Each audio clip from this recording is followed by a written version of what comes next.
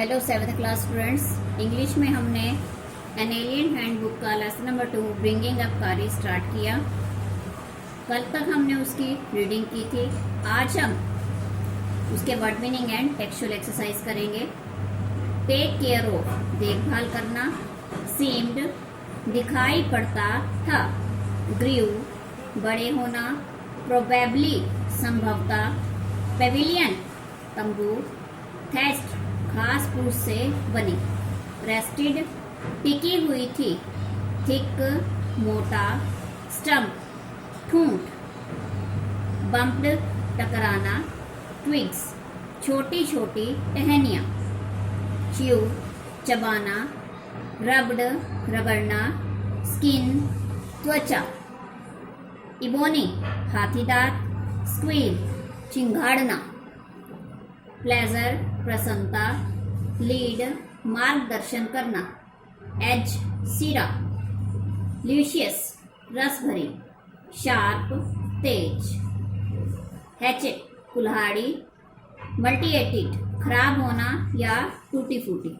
Saplings छोटे पौधे, delicate कोमल, tender नरम, बनियन ट्री बरगद का पेड़, कैथेड्रल सिंहासन, हर्टिंग चोट पहुंचाना, स्ट्रगलिंग संघर्ष करते हुए, सरफेस सतह, ड्राउनिंग डूबना, ट्रम्पेट चिंगाड़ना, शोर तट, ऑफलोट तैरना, स्ट्रेच्ड फैली हुई, डाइव्ड गोता लगाना, ड्रैगिंग खींचना, ड्रिफ्ट बहना, पोंड्रस भारी, डार्टेड डाउन नीचे की ओर भागा,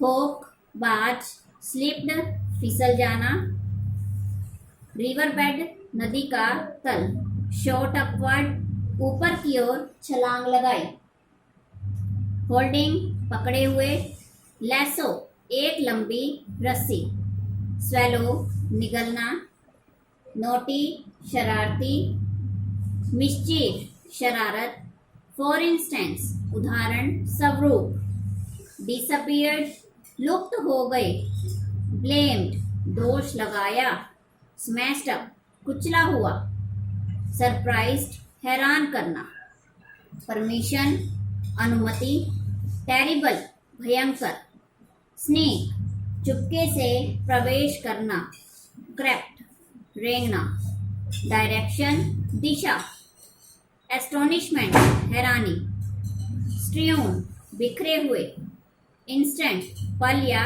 क्षण, रियलाइज्ड महसूस किया, थीफ चोर, जॉयसली प्रसन्नता पूर्वक, स्कोल्डेड डांटा, विप्ड चाबुक मारा जाना, इंजर्ड घायल, पनिश सजा देना, रीजन कारण, ग्रेजुअली धीरे धीरे, सिग्नल संकेत, लैडर सीढ़ी, हिसिंग फुफकारने की आवाज, हाउलिंग चिल्लाना, एक्सपेक्ट अपेक्षा करना, डेयर साहस, फ्रेटेंस डरा देता है, क्रैशिंग कुचलना, वेक जागना, मूनलाइट चंद्रमा का प्रकाश, ऑलमोस्ट प्राय, स्टैग्स बारासिंगा, ग्राउल गुर्राना, थ्रू के बीच से,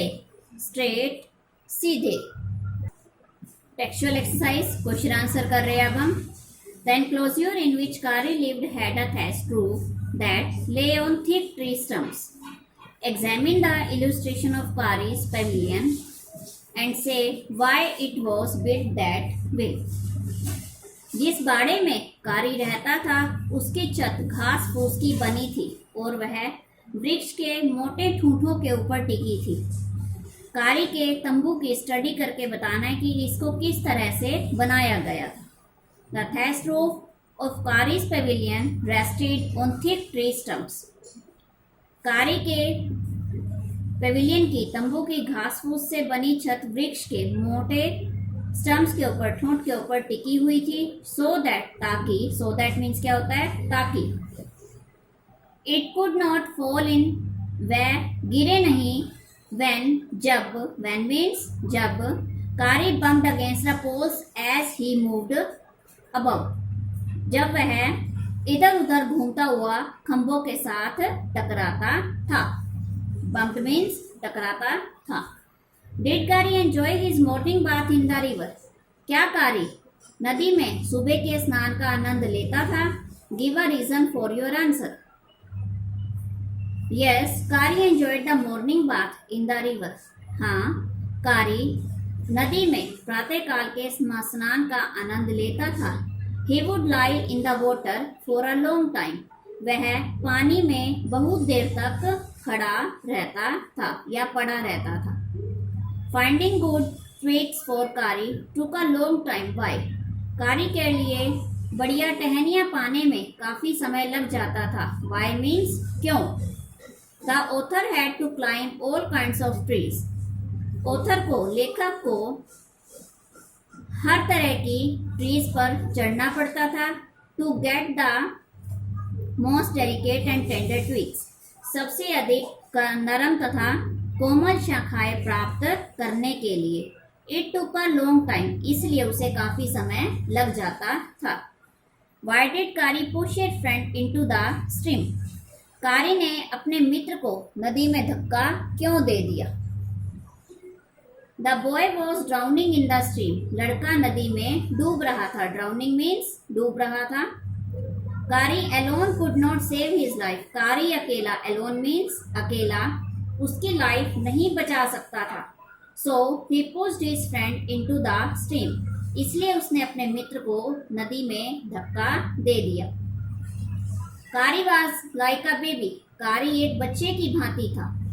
What are the main points of comparison? इसकी तुलना के मुख्य बिंदु क्या हैं? कारी was like a baby, कारी एक बच्चे की तरह था। He had to be trained to be good, उसे अच्छा बनने के लिए प्रशिक्षण दिया जाता था। He was to be scolded when he was naughty, जब वह शरारत करता था तो उसे scolded means डांटा जाता था। He stole fruits like a baby and ate them up, वह बच्चे की भांति फल चुराता था और उन्हें खा जाता था। कारी helped himself to get all the bananas, कारी in the house without anyone noticing it. How did he do it? कारी घर में बिना किसी को पता चले सारे केले ले लेता था। वह ऐसा कैसे करता था। The bananas were placed in a big plate on the table, केलों को खिड़की के पास मेज पर एक बड़ी प्लेट में रखा गया था। कारी put his trunk inside the house, कारी घर में खिड़की में से अपनी सूंड केलों तक पहुंचाता था। To the bananas and disappeared with all the bananas, और फिर सारे केले लेकर गायब हो गया। नेक्स्ट क्वेश्चन है बच्चों,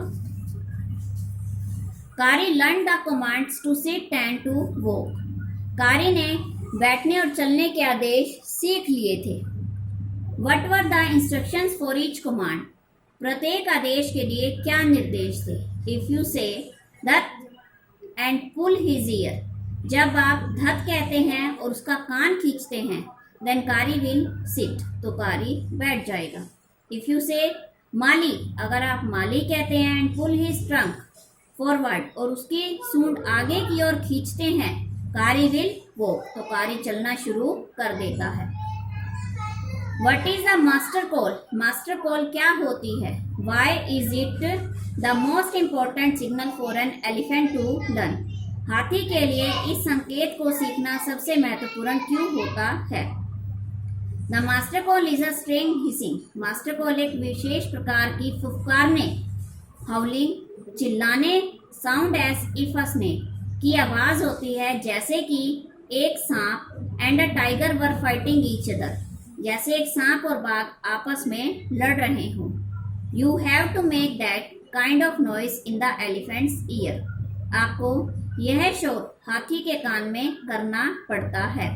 हियरिंग दिस कॉल इस आवाज को सुनकर the elephant comes to know that his master has lost the वे।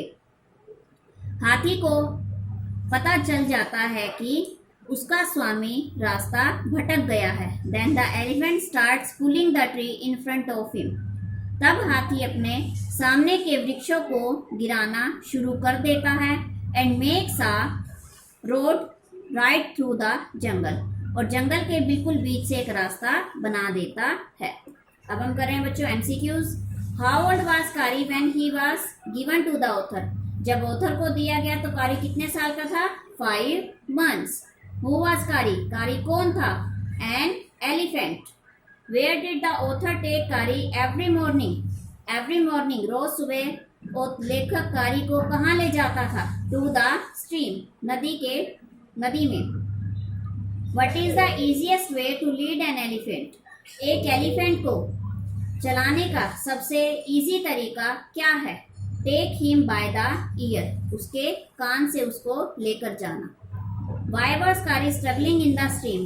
कारी नदी में संघर्ष क्यों कर रहा था? क्योंकि वो क्या कर रहा था? एक डूबते हुए बच्चों को बचाने की कोशिश कर रहा था। He was trying to save a drowning child. वह एक डूबते हुए बच्चे को बचाने की कोशिश कर रहा था।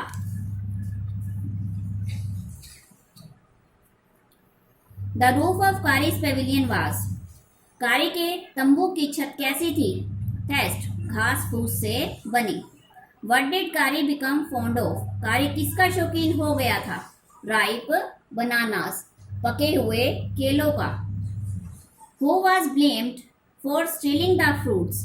फ्रूट चुराने का ब्लेम किसके ऊपर लगाया गया? सर्वेंट के ऊपर, ऑथर के ऊपर, एलिफेंट के ऊपर या सर्वेंट एंड ऑथर के ऊपर? तो क्या आएगा? The servants and the author.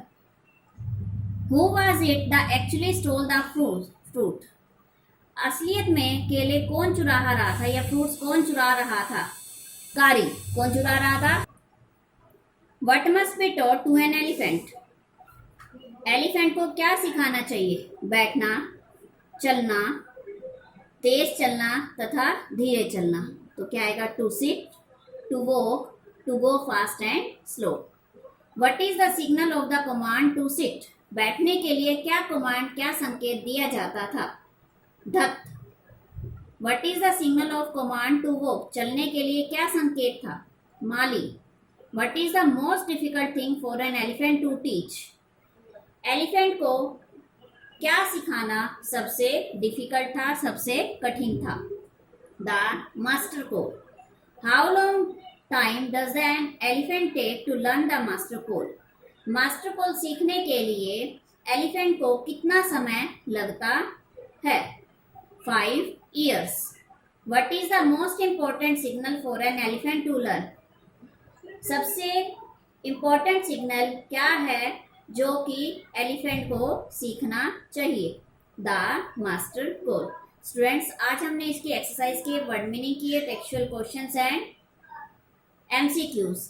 आप इसको पूरी तरह से अंडरस्टैंड करेंगे, वीडियो को सुनेंगे एंड अपनी नोटबुक में राइट करेंगे। Thank you. Have a nice day.